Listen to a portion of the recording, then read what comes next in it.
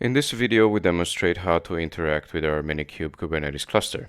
We navigate through the Kubernetes API resource groups with the dashboard user interface and query the APIs from the CLI with the curl command by authenticating through kubectl proxy or with an access token. First, let's explore the Kubernetes dashboard. With Minikube, the dashboard add-on is enabled by default.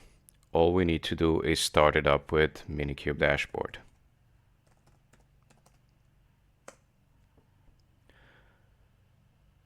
Now, the dashboard application is a deployment controlling a replica set and a pod, and it's exposed by a service.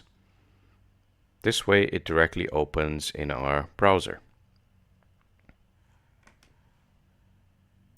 Now, the navigation pane to the left allows us to individually display API resource groups, or it allows us to display an overview of all the groups. I can suppose display node namespaces, nodes, storage classes, and then particular workload objects such as daemon sets, deployments,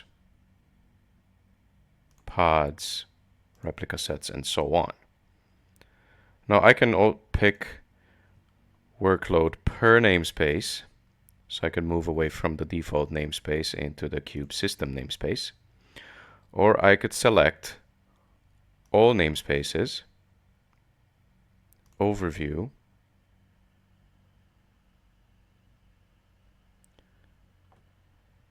and now we see all the API groups, resource groups listed in our cluster. We see our daemon sets, we see our deployments, pods, replica sets, services, and so on.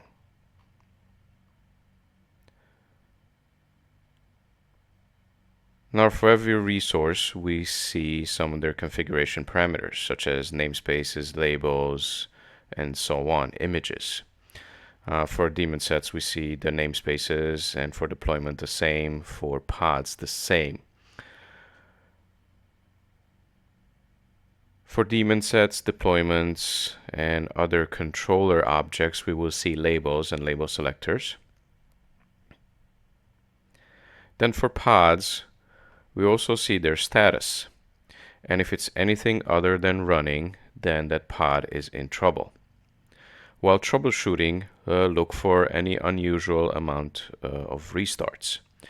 If you see any pod showing a high amount of restarts, that means that some of its containers are in trouble.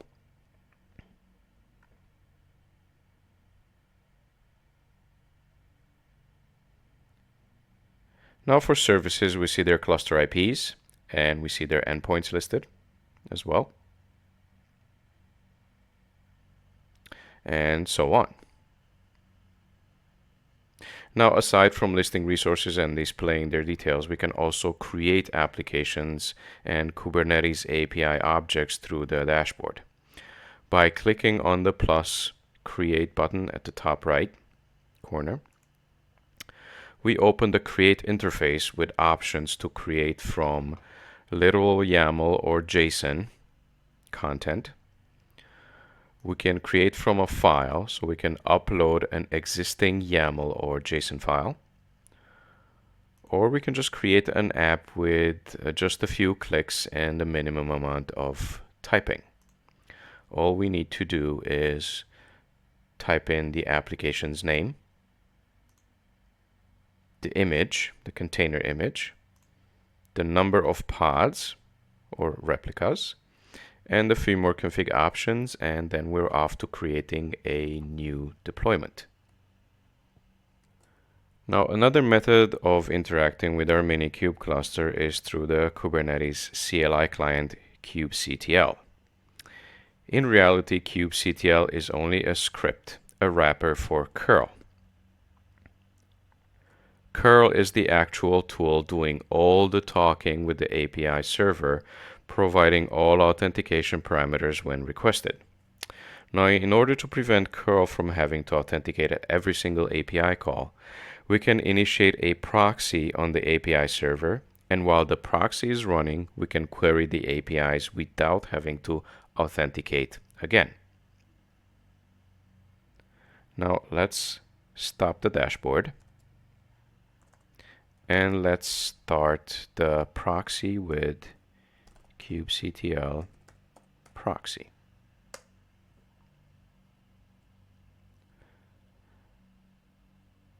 So with the proxy running, let's open the browser and navigate to 127.0.0.1 port 8001.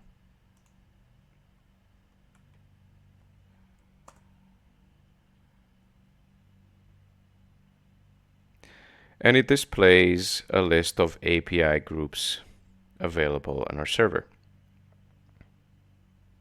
Now we can pick any path in the listing and display more details about the group. So let's pick APIs, extensions,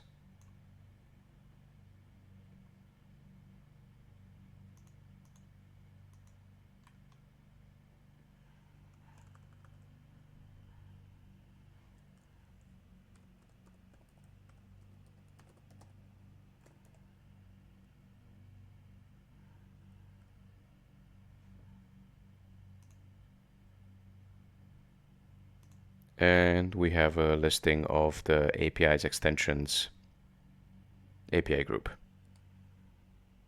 Now with the proxy running, we use curl from the CLI to query the APIs instead. So let's switch to a terminal.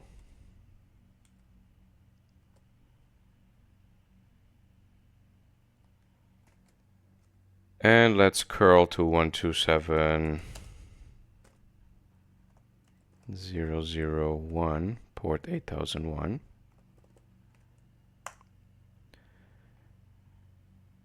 And we notice the display is similar to what we've seen in the browser.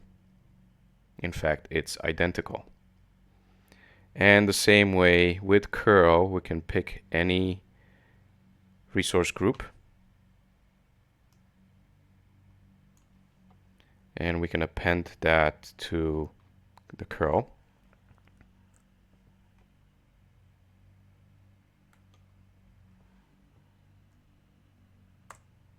And list more details about that specific API group. Now keep in mind that this is possible only while the kubectl proxy is running. Now while the proxy is running, we can also access the dashboard, but over a different URL than the URL that was created for us through the minikube dashboard command. Now let's stop the proxy.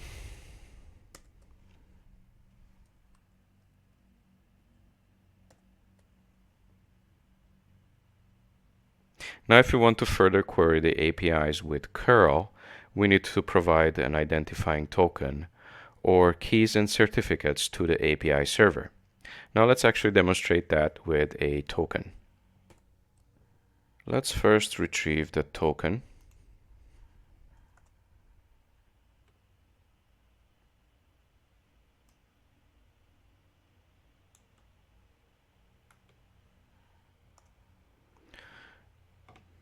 Then retrieve the API server's endpoint.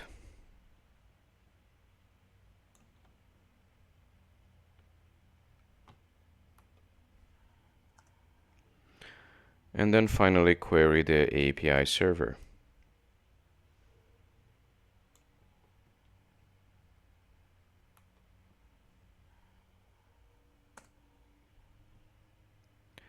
And again, we see the same output of all the API groups available. And just like before, we can further drill down into an API group by selecting its path, appending it to the curl command, and displaying more details about each specific API group.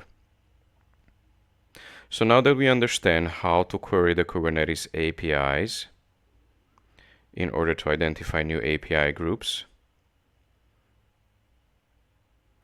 we can look out for deprecated groups And we can also verify new feature changes with every new Kubernetes version release.